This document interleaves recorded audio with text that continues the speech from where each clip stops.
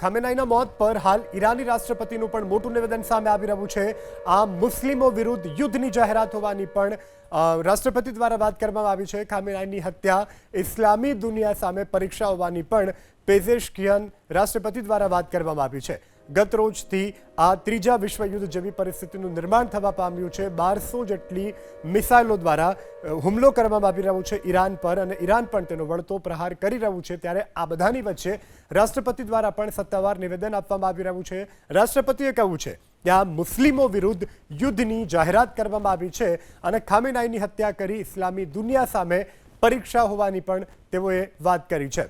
તો આ હુમલામાં અત્યાર સુધીમાં સેંકડો લોકો માર્યા ગયા હોવાની જાણકારી છે। આ સાથે ઈરાની લીડરનું પણ મૃત્યુ થયું છે।